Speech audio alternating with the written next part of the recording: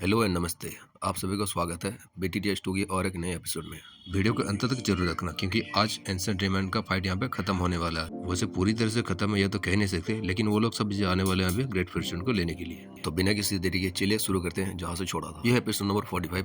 Last episode में हमने देखा था यूरो जो कि वहाँ पे बहुत ज्यादा कमजोर हो गए थे क्योंकि उसने कुछ ऐसा टेक्निक्स को यूज कर लिया था जो स्ट्रेंथ यूरो को बिलोंग नहीं करती थी। जैसे कि जियान गोल्डन ड्रैगन किंग का पावर कभी कभी बोरो कर लेता है, लेकिन जियान का फिजिकल बॉडी और इन सभी चीजों की बहुत पहले ही आदत है। पर यूरो जो कि फेरीमून का इमोर्टल लेवल का फाइटिंग स्ट्रेंथ कुछ समय के अपनी शरीर में बोरो किया था, उसके बाद वो बहुत ही ज्यादा वीक स्टेट में चली जाती है। वो नीचे गिर ही रही होती है, जियान आके उसको पकड़ लेता है और बोलता है कि तुमने क्यों यूज किया ऐसे खतरनाक स्ट्रेंथ को जो कि तुम्हें बिलोंग नहीं करता है। जियान बोलता है कि देखो आगे चल के ध्यान रखना, ये पावर कभी भी यूज मत करना।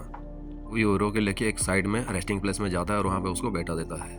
बिना कुछ कहे जियान की स्टोरी रीडिंग से डजनों पिल्स उसके हाथ में आ गए थे। जब डजनों की तादाद में हाई लेवल के पिल उसके हाथ में आए थे, हॉल में चारों तरफ उसका स्मेल फैलने लगता है। लोगों की नजरें यहाँ पे जाती है। सभी के स्टन आंखों के सामने ये सब पिल्स जो डजनों थे वो चले गए थे यूरो के मुंह में। ऐसा सीन को देख के ये सभी लोग हैरान थे क्योंकि जो पिल्स अभी निकाला था जियान, ये सब हाई लेवल की पिल है। जियान ऐसा ऐसे निकाल रहा था कि जियान के पास बहुत ज्यादा पैसा है और बहुत ज्यादा रईस है। सभी लोग स्टन रह जाते हैं। जियान सभी लोगों को इग्नोर करते हुए यूरो को बताती है कि तुम ये पिल सब खा लो, बहुत ही जल्दी तुम्हारा शरीर का स्ट्रेंथ वापस आ जाएगा।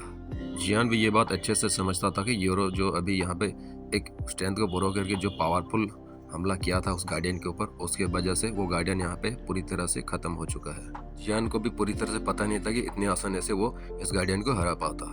बाई चांस हरा भी लेता, लेकिन उसको भी बहुत ज्यादा एफर्ट देना पड़ता है। इसकी वजह से वो हेल्पलेस था। जियान बहुत ही ज्यादा इमोशनल हो गया था यूरो की वजह से। लेकिन बात यह है कि यहाँ पे एक ही गार्डियन खत्म हुआ है, बाकी के 5 गार्डियन अभी भी जिंदा है और वो सभी की नजरें अभी यूरो की तरफ रहती है। वो सब गुस्से से यूरो को देख रही थी। तब वहाँ पे एक बंदा चिल्ला के बोलता कि जियान बेवकूफ, तुम यहाँ पे आके मेरा मदद नहीं कर सकते, वहाँ पे क्यों बैठे हुए हो। भले ये आवाज था ओहवान की तरफ से। देखने से ऐसा लगता है कि वहाँ का जो फाइट है वो लोग अभी डिसएडवांटेज में जा रहे हैं।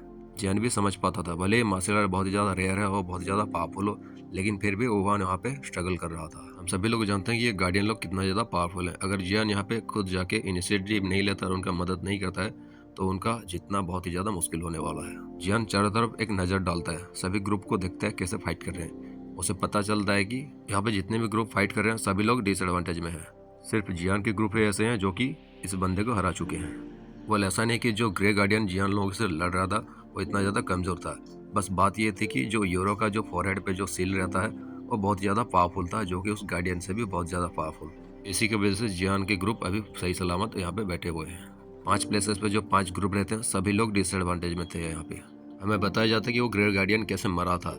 एक्चुअली में जब यूरो ने उस तरफ अटैक किया था, अपना जो फेरीमून का जो ब्राइट लाइट था, वो लाइट का गुच्छा जाके उस गार्डियन को चारों तरफ से घेर लेता है। उस ग्रे गार्डियन का बॉडी अभी सॉलिडिफाई हो गया था और उसका पावर भी वहाँ पे काम नहीं कर रहा था। उसके बाद वो अपनी आखिरी सांस को गिनते हुए स्ट्रगल करते करते वहाँ पे मर गया था। जब सभी लोग देखते हैं कि जियान के ग्रुप ने अपना फाइनल अटैक करके उस गार्डियन को हरा दिया है, उन सभी के माइंड में भी कुछ चलता है। वो भी अपना फाइनल अटैक करने के लिए तैयार हो जाते हैं। बूम बूम साउंड के साथ केबल ब्लास्ट होता है। हम देखते हैं कि जो वांगजंग रहता है, स्वॉर्ड किंग का जो पागल सा बंदा था, उसके स्वॉर्ड में से बहुत सारे टेरिफाइंग एनर्जी निकलने लगी थी। लेकिन जब हम उस स्वॉर्ड को देखते हैं, देखने से ऐसा लगता है वो पूरी की पूरी सिंपल, देखने में बहुत ज्यादा सिंपल स्वॉर्ड है। हमें बस उस स्वॉर्ड से एक इंस्टेंट फीलिंग आ रही थी। वांगजंग तेजी तरीके से अपना स्वॉर्ड को निकाल के उसमें स्वॉर्ड एनर्जी पूरी तरह से रिलीज कर देता है और वो अपना फाइनल अटैक कर देता है उस गार्डियन की तरफ। पफ पफ साउंड के साथ जो गार्डियन रहता है उससे जाके टकरा जाता है उसका स्वॉर्ड। एक ही अटैक लगा था, वो गार्डियन पीछे फिकता जाता है। हम वांगजोंग को अपना स्वॉर्ड को ऊपर उठाते हुए देखते हैं। जब वो हाथों को ऊपर करके उसको उठाता है, उसके स्वॉर्ड से बहुत सारे परछाइयां निकलते हैं जो कि काले काले कलर के रहते हैं और वो चारों तरफ जाके बिखर जाते हैं और एक मॉन्स्टर्स और चारों तरफ फैल जाता है। एग्जैक्टली इसका जो स्वॉर्ड है वो बहुत ज्यादा पावरफुल है। जब लोग देखते हैं इसके तरफ तो सभी लोगों को दिखाई दे ये बहुत ही ज्यादा पागल बंदा है। ये आदमी और इसका जो स्वॉर्ड है एक दूसरे के लिए बहुत ही अच्छा मैच है। जब तक ये दोनों एक साथ रहेंगे इनको हराना शायद बहुत ही ज्यादा मुश्किल है। इस गार्डियन से ये अभी वांगजंग लड़ रहा था अपने स्वॉर्ड से, उसके स्वॉर्ड का अटैक के वजह से वो पीछे पिकते पिकते जाके वो स्टोन स्टेप के पास पहुंच जाता है जहाँ से वो पहले आया था। वहाँ पर जाके वो लैंड कर गया था। उसके बाद पिचकारी की तरह उसका मुंह से खून निकल जाता है।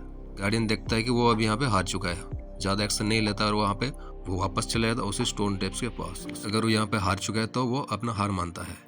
हमें तीसरा प्लेस का जगह दिखा जाता है जहाँ पे सनमिंग लड़ रहा होता है, जो ये अपना पावर राइज करते करते बहुत ही ज्यादा हट्टा कट्टा हो गया था। वैसे उसका स्ट्रेंथ जितना ज्यादा तेजी से वहाँ पे राइज होता था, उस गार्डियन से उतना ज्यादा तेज तरीके से फाइट भी होता था। वो गार्डियन आके सनमिंग को बहुत ज़्यादा पावरफुल मौका मार देता है और फिर लगातार उसको एक किक भी मार देता है। फिर इसके बावजूद भी जो सनमिंग रहता है बिना होल्ड बैक किए उसे फिर से वो भी एक मुक्का और एक लात मार देता है। वैसे यहाँ पे इसको लाइफ और डेथ सिचुएशन में फाइट की वजह से वो जो गार्डियन रहता है वो हार मान जाता है। वो भी धीरे धीरे करके पीछे आ गया था और वो जाके स्टोन स्टेप में जाके खड़ा हो जाता है। सनमिंग भले यहाँ पे बहुत सारा इंजर्ड हो गया लेकिन वो रेजिस्ट करता है एंड तक, जिसकी वजह से वो गार्डियन को भी हार मानना पड़ता है। यहाँ पे हमें फोर्थ प्लेस पे दिखाया जाता है जहाँ पे जो फेंगली रहती है और एक लड़की उसके साथ लड़ रहे थे एक गार्डियन से।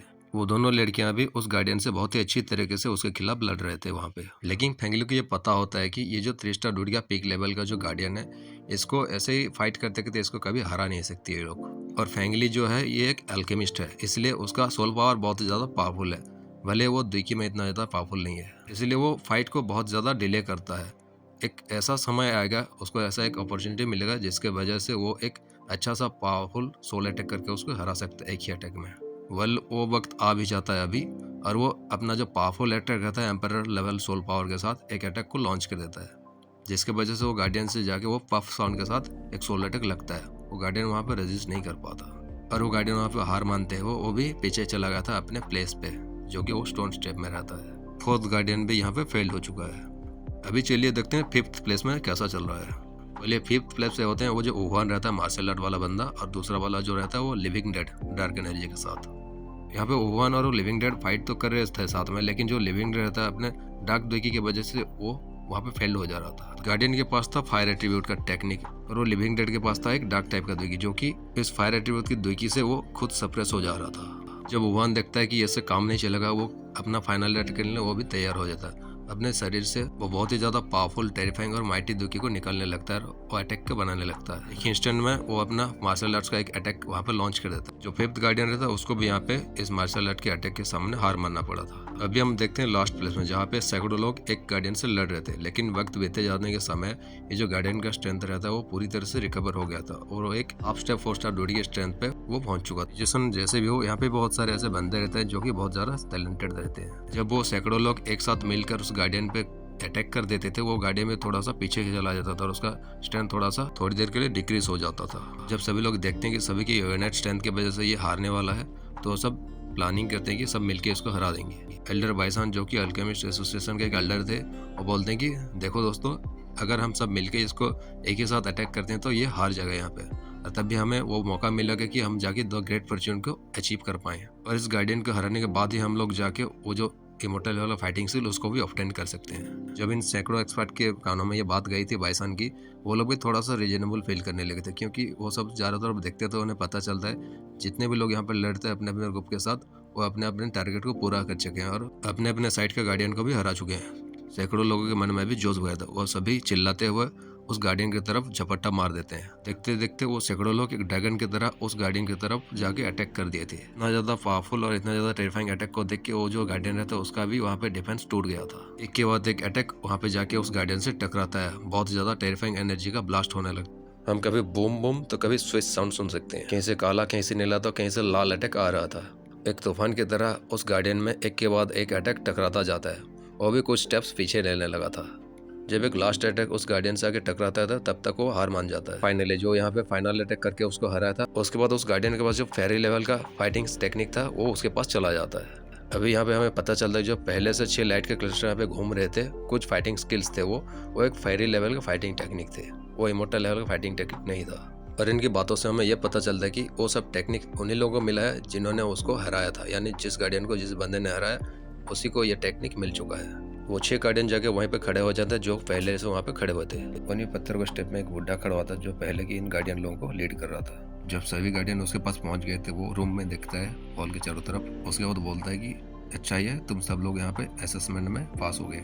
ये तुम लोगों का एक टेस्ट था यहाँ पे। अभी तुम सभी young people the great Fortune के लिए क्वालिफाइड हो चुके हो। चलो तुम सब मेरे पीछे पीछे हो, मैं तुम्हें ले चलता हूँ। ये कहने के बाद तो जो व्हाइट कलर्ड मैन रहता है वो जियान के सामने आ जाता है और उसके सामने खाली स्पेस में एक पोर्टल को ओपन कर देता है और वो सभी को लीड करते हुए उसके अंदर चला गया था। पहले जब जियान पहले से दूर से देखता था उसको इतना ज्यादा पता नहीं था, लेकिन जब वो पास आता है उस व्हाइट कलर्ड मैन के पास, तब जियान को एक डेलिकेट सा फेस दिखाई देने लगता है। बहुत ही ज्यादा सुंदर और बहुत ही ज्यादा खूबसूरत दिखाई दे रही थी ये डेलिकेट सा फेस। इतनी क्लोज डिस्टेंस से जब जियान इस चेहरे को देखता है तो उसे लगता है कि इस दुनिया में इस चेहरे के अलावा और कोई खूबसूरत चेहरा है ही नहीं।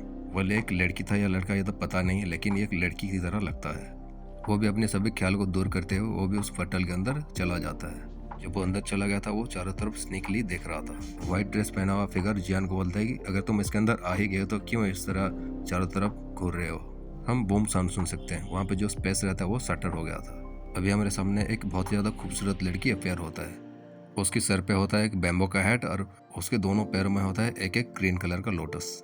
अभी यहाँ पे सिचुएशन कैसे तुरंत ही बदले और इतना ज्यादा ब्यूटीफुल सा लेडी इनके सामने अब आ क्यों गया है ये तो पता नहीं है। अभी हमें पता चला कि ये ब्यूटीफुल सा लेडी है कौन और आगे का सीन में होता क्या है और इस ब्यूटीफुल सी गर्ल के बारे में कुछ डिस्क्राइब किया गया है। तो चलिए देखते हैं उसको दूसरे एपिसोड में। तब तक बने रहिए and see you again. What am I supposed